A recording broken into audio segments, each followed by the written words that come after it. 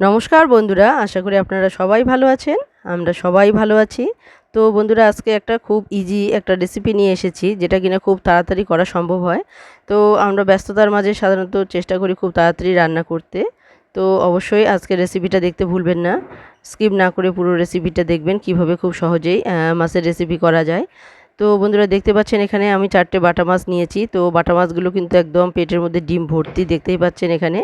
তো এই মাছগুলো কিন্তু খুব সাবধানে ভাজতে হবে, কারণ ভাজার সময় কিন্তু মাছের যে ডিম আছে সেগুলো কিন্তু গায়ে ছিটকে মানে পড়তেই থাকে।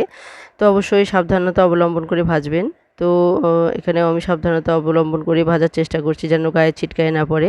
তো বন্ধুরা, এখানে আমি কড়াইয়ে তেল দিয়ে দিয়েছি, আর তেলটাও পুরোপুরি গরম হয়ে এসেছে। তো এখন আমি মাছগুলো ভাজবো।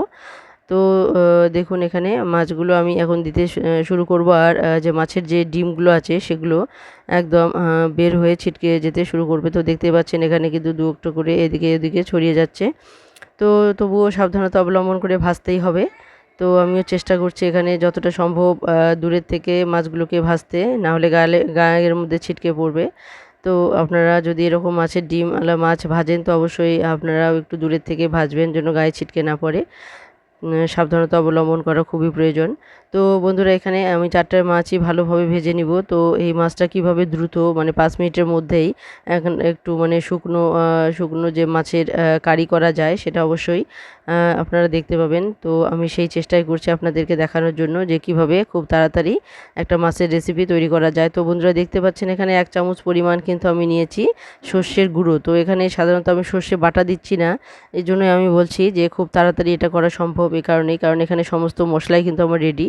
তো এখানে আমি সর্ষে পাউডার নিলাম 1 চামচ, এখানে হলুদ গুঁড়ো নিলাম 1/2 চামচ, আর এখানে কাশ্মীরি লঙ্কা গুঁড়ো আমি এখানে 1/2 চামচ পরিমাণ দিয়ে দিলাম। তো এই মানে সামান্য একটু এই মশলা দিয়ে কিন্তু অসাধারণ একটা রেসিপি তৈরি হতে যাচ্ছে। তো বন্ধুরা, অবশ্যই স্কিপ না করে পুরো ভিডিওটা সঙ্গে থাকবেন, সাথে থেকে পুরো ভিডিওটা দেখবেন। তো বন্ধুরা, দেখুন এখানে মাছগুলো কিন্তু ভাজা হয়ে গিয়েছে। তো আমি এটা মাছগুলো এখন গ্যাসটাকে বন্ধ করে দিয়েছি। তো এদিকে অন্য একটা গ্যাসে আমি কিন্তু কড়াই বসিয়ে দিয়েছি, আর কড়াইটা পুরোপুরি গরম হয়ে গিয়েছে। তো এখন আমি এখানে দিয়ে দিলাম সর্ষের তেল। তো এই মাছটা সাধারণত সর্ষের তেল দিয়ে করলেই বেশি সুস্বাদু হয়। আর এখানে আমি দিয়ে দিব কাঁচা লঙ্কা, আর এখানে দিয়ে দিব কালো জিরে সম্বারে। তো বন্ধুরা, অবশ্যই পাশে থেকে পুরো ভিডিওটা দেখতে থাকবেন। আর পুরনো বন্ধুরা যেমনভাবে অনেক অনেক ভালোবাসা নিয়ে সাথে আছেন, তো এভাবেই বলবো সবসময় পাশে থাকবেন, সাথে থাকবেন। আমিও সবসময় আপনাদের পাশে আছি। এভাবেই ভালোবাসা নিয়ে পাশে থাকবেন সবসময়। আর নতুন বন্ধুরা যারা দেখছেন তাদেরকেও বলবো অবশ্যই অবশ্যই ভালোবাসা নিয়ে পাশে থাকবেন সব সময়। এভাবেই তো আপনাদের ভালোবাসা খুবই প্রয়োজন, কারণ আপনারা যদি সাবস্ক্রাইব করে লাইক বাটনটি মানে বেল আইকনটিকে ক্লিক করে রাখেন, আর লাইক কমেন্ট শেয়ার করেন, তাহলে কিন্তু আমরা এগিয়ে যেতে পারবো, আর আপনাদের জন্য নতুন নতুন রেসিপি নিয়ে আসতে পারবো। তো বন্ধুরা, অবশ্যই সাবস্ক্রাইব করতে ভুলবেন না নতুন বন্ধুরা। তো এভাবেই আমরা আপনাদের ভালোবাসায় কিন্তু এগিয়ে যেতে পারবো, আর আপনারাও নতুন নতুন রেসিপি দেখতে পারবেন।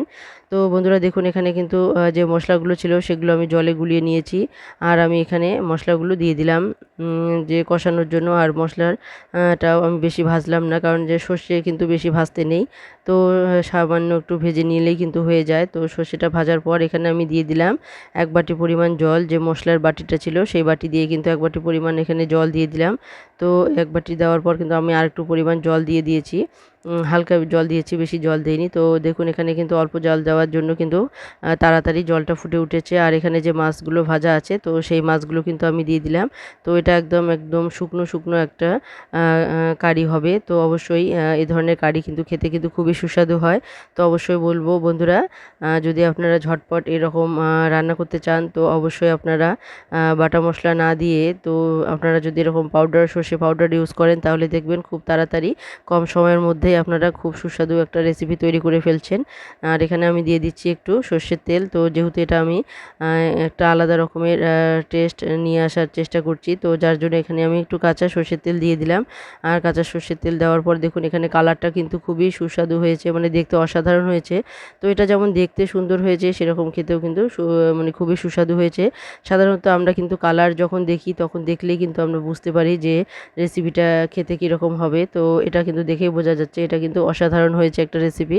তো অবশ্যই বলবো যদি আপনারা ব্যস্ততার মাঝে থাকেন তাহলে এরকম করে অবশ্যই রেসিপি তৈরি করুন, তাহলে দেখবেন আপনাদের খেতেও ভালো লাগবে আর আপনাদের সময়ও বেঁচে যাচ্ছে আর কিন্তু খেতেও খুবই সুস্বাদু হচ্ছে। তো বন্ধুরা দেখুন এখানে কিন্তু একদম শুকনো করে আমি নিয়ে নিয়েছি, মাছগুলোকে নামিয়ে নিয়েছি। তো অবশ্যই বন্ধুরা কমেন্ট করতে ভুলবেন না এই রেসিপিটা আপনাদের কেমন লাগলো।